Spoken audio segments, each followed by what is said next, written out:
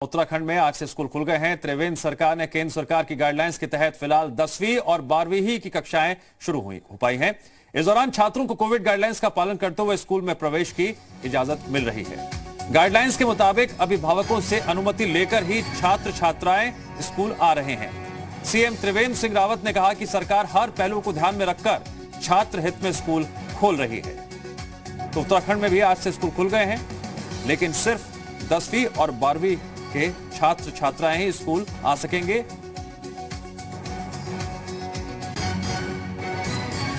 कि उसके लिए एसओपी जारी हो गई है और जो बच्चे हमारे जिनको बोर्ड के एग्ज़ाम जिनके हैं, पहले उनकी क्लासेज प्रारंभ की जाएंगी, फिर धीरे धीरे उस पर उसके अनुभव के आधार पर आगे फिर विचार किया जाएगा। अभिभावकों का, शिक्षकों का, प्रबंधन तंत्र का, इनका एक सुपरविजन का एक सिस्टम इवॉल्व करना चाहिए, जिससे कि बच्चों पे थोड़ी नज़र रह सके, उनको जागरूक करने के लिए, उनको मॉनिटर करने के लिए सोशल डिस्टेंसिंग का पालन हो, सैनिटाइजेशन का इंतज़ाम स्कूल्स में हो, प्रॉपर मास्क सब लोग पहने। ये सारे इंतज़ाम जब तक नहीं होंगे, मैं समझता हूँ कि स्कूल खोलना खतरनाक साबित हो सकता है। और देहरादून से जुड़ गए हमारे साथ जी मीडिया संवाददाता रामानुज, फिलहाल क्या तस्वीर निकलकर सामने आ रही है? जिस तरह से छात्र और छात्राएं अब स्कूल पहुंचना शुरू भी हो गए होंगे, क्लासेस लगनी भी शुरू हो गई होंगी, क्या तस्वीर सामने है आपके? आप खुद स्कूल में मौजूद हैं, बहुत कम छात्र छात्राएं दिखाई दे रहे हैं क्लास में। बिल्कुल, सबसे पहले जी मीडिया उत्तर प्रदेश उत्तराखंड पर 9 महीने के बाद खुले स्कूल की एक्सक्लूसिव तस्वीर आपको दिखाते हैं। और दर्शक देख सकते हैं कि मार्च के बाद स्कूल खुले हैं और ये घंटे की आवाज सुनाई पड़ रही है। जिस तरह से ये घंटे की आवाज सुन करके पहले प्रार्थना होती थी, बच्चे स्कूल में जब पहुंचते थे और क्लास शुरू होती थी, लेकिन ये एक्सक्लूसिव तस्वीर है इस समय जी मीडिया उत्तर प्रदेश उत्तराखंड से। और ये उत्तराखंड की राजधानी देहरादून की तस्वीर है, जहां पर छात्र छात्राएं पहुंचे। फिलहाल तादाद बहुत कम है। ये 10th क्लास की छात्राएं हैं जो अपने स्कूल पहुंची हैं, इतने दिनों के बाद में आई है। और जो एसओपी जारी की गई है उसी के मुताबिक आप देख सकते हैं कि सीटिंग अरेंजमेंट भी किया गया है। एक जो क्लास है उसमें 15 से 20 जो छात्र छात्राएं हैं वो इसी तरह से अलग अलग स्कूलों में बैठेंगे। उसके लिए गाइडलाइंस पहले ही सरकार जारी कर चुकी है।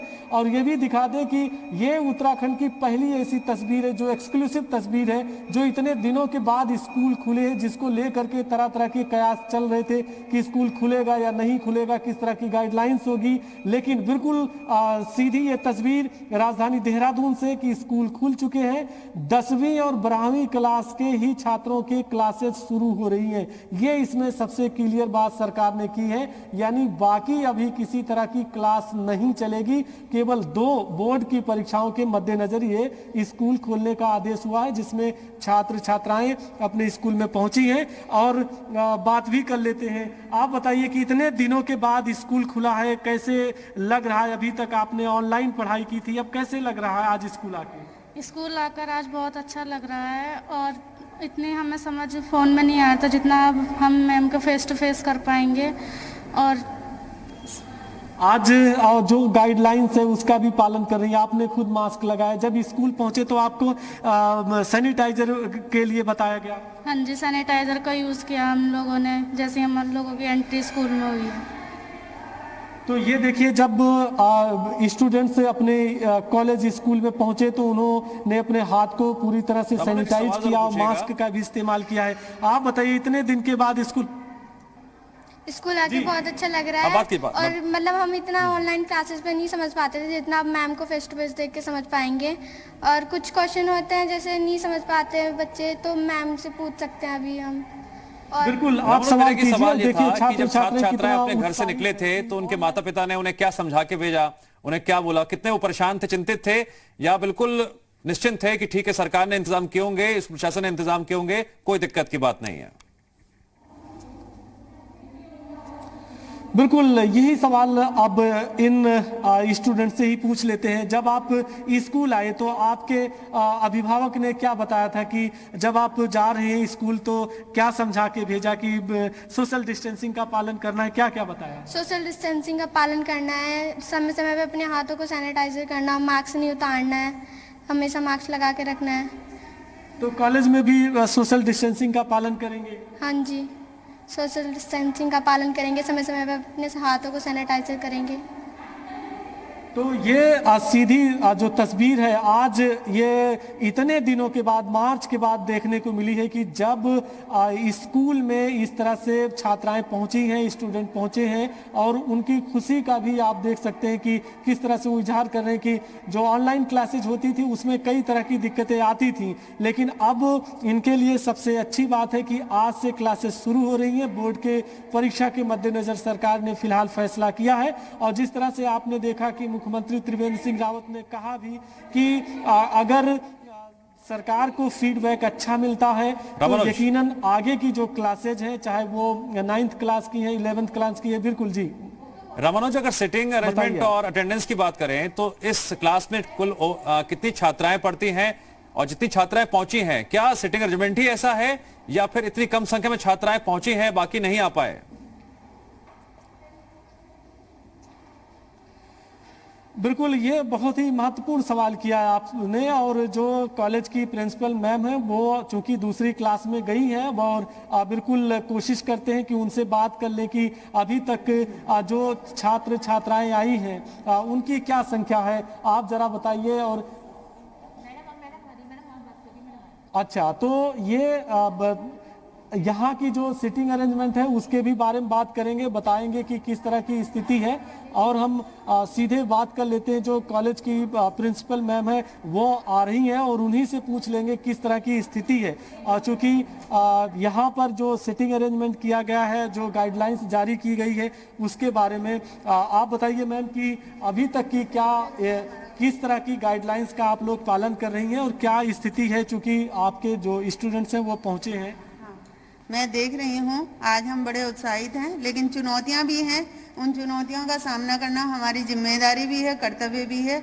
और आज बड़े उत्साहित हैं कि इतने दिनों बाद हम लगभग अप्रैल से हमारा सेशन शुरू हो जाता है और आज नवंबर में जाके हमारे बच्चे हमको दिख रहे हैं। तो सबसे बड़ी चुनौती ये है कि हम स्वस्थ और सुरक्षित कैसे रहेंगे। तो उन गाइडलाइंस का हम पालन कर रहे हैं जो भी सरकार द्वारा दी गई हैं, सोशल डिस्टेंसिंग के साथ, मास्क का प्रयोग करके, सैनिटाइजर का प्रयोग करके पूरे विद्यालय को सैनिटाइज कराना। और ये सारी हमने गाइडलाइंस का पालन किया है, करते रहेंगे, क्योंकि स्वस्थ रहेंगे, सुरक्षित रहेंगे तभी हम हमारा भविष्य। आप यहाँ कितने स्टूडेंट्स हैं जो 10वीं क्लास में है या 12वीं क्लास में है, उनकी क्या संख्या है? मेरे यहाँ 170 आज की डेट में 10th क्लास में बच्चे हैं, लेकिन 170 में कितने टर्न अप हो पाते हैं, क्योंकि कोविड-19 में कुछ बच्चे कहाँ चले गए, यहीं हैं, इस शहर में ही हैं, ये अभी पता नहीं है, एग्जैक्ट संख्या नहीं है। लेकिन अभी एनरोल 170 बच्चे हैं हाई स्कूल में, 132 बच्चे इंटरमीडिएट में हैं।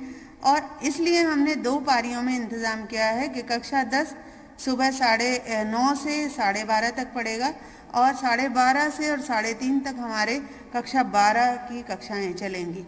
तो ये बहुत ही एक्सक्लूसिव बात आपने सुनी कि जो क्लासेस चलेंगी वो 2 पालियों में चलेंगी, एक 9:30 बजे से सुबह और एक दोपहर के बाद की, यानी कि जो 12वीं क्लास के बच्चे आएंगे उनके लिए दोपहर के बाद से क्लासेस चलेंगी। तो ये इस तरह का इंतजाम है।